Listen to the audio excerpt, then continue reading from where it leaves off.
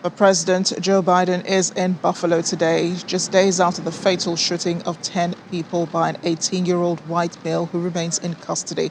The president laid flowers at a makeshift memorial for victims of the shooting ahead of a meeting with families of the victims and the community. Accompanying him is First Lady Jill Biden and a variety of New York political leaders who stopped by later to the memorial, which was set up under a tree to pay respects near the supermarket where the gunfire rang out.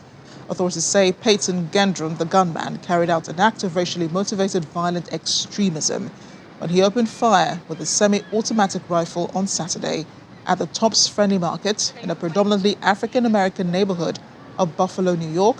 He struck 13 people with gunfire, killing 10 of them.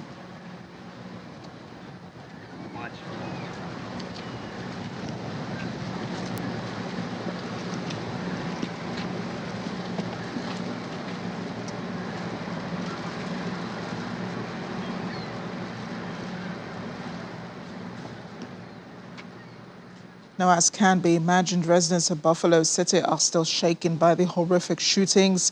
They have strongly condemned the hate killings thought to have been fueled by white supremacy.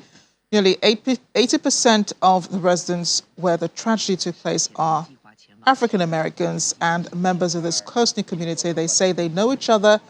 After the attack, many have been sad to find familiar names on the list of victims. And the gunman, Peyton Gendron, live-streamed his mass shooting. He surrendered to local police and was taken into custody and transported to Buffalo Police headquarters. According to initial investigations, it was found the murderer had visited the market in March and planned to kill more people in other places. The ladies that was murdered was an 86-year-old woman by the name of Ruth Whitfield, who I know personally. He stayed between the bullet. He did his best. And that's why I really want to leave it like this. It kind of hurt everybody. No mental health issues, none of that, because he wasn't crazy. If he knew how to get here and he knew what he did, he knew what he was doing. So mental health issues, no. No, I don't think that's going to go over well with the Buffalo community.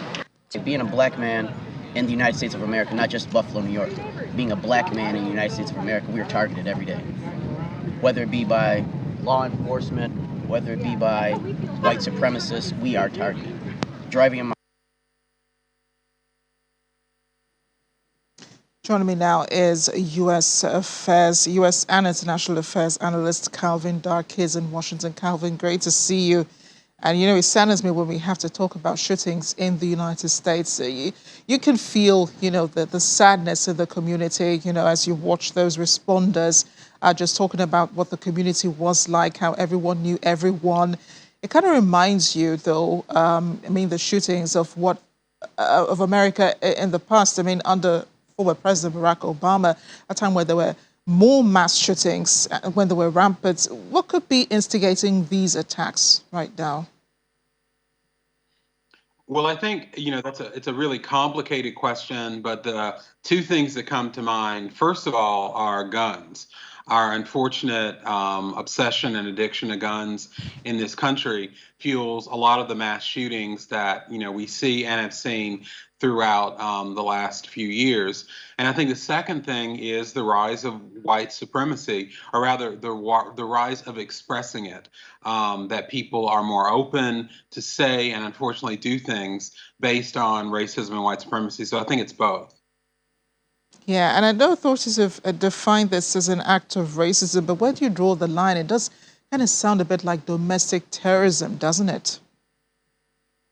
Yeah, I actually don't think you have to even draw a line. I think it's both, because we think about the definition of domestic terrorism, that it's an act of violence that not only victimizes those who are hurt or killed, but instills fear in specific communities. In this case, it was domestic terrorism because it not only inflicted horrible pain on the people that were there and their families in that community, but on other African Americans that the alleged gunman said that he was wanting to target. So I think in this case, it's both. Yeah, and I noticed that many of the victims, Calvin, were senior citizens above the age of 50, 60. Some of them giving you the sense that this was supposedly a peaceful community. You had senior citizens or mainly living in this area in Buffalo City, well, this particular area close to the supermarket. So apart from targeting African Americans, it's clear the gunman wanted to target a community where there would be the least bit of resistance.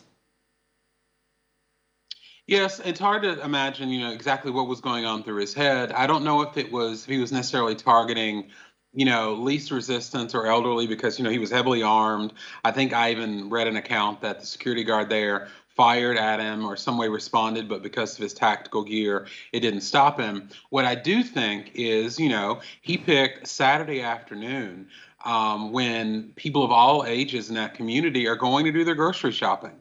And I think that was probably the bigger motivation because that's something that I think everybody in that community, probably everybody in the United States, can identify with.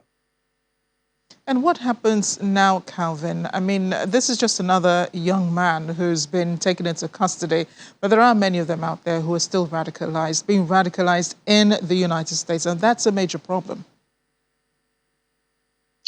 You're exactly right. I think that what should happen now is we should have stronger hate crime laws that let people know that it's not just a tragedy of what happens, but of the people that it instills fear in.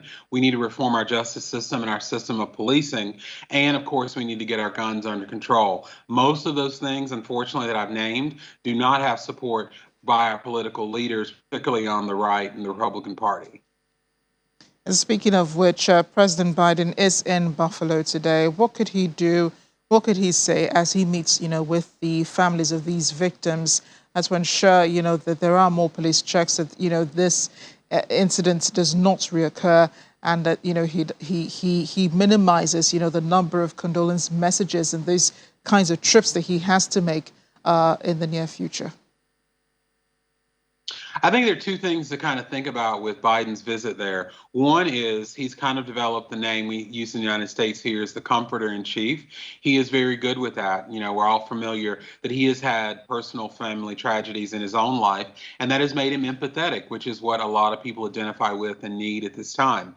But the second thing is, let's remember, he announced his candidacy for president around combating the hate from the Charlottesville incident that was in great contrast with his running opponent at the time, Donald Trump. So this is Biden not only comforting, but reiterating that initial message that he wanted to try to get to the root of solving this problem.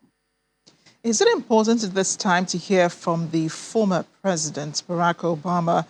He had tried, to have those gun laws signed. Unfortunately, couldn't achieve that before his tenure was over. I think any show of support will be helpful, but when it comes to actually doing something, I don't really think it can affect much. And that's not a reflection on Barack Obama. It's a reflection on the people who are in office now. I remember one of the things Barack Obama said that I think is really key is after Sandy Hook, when kindergartners, first graders were killed, he said, if that didn't move America to change our gun laws, what will? And unfortunately, I think that's still true so many years later. Calvin, thanks again for speaking with us. Thank you.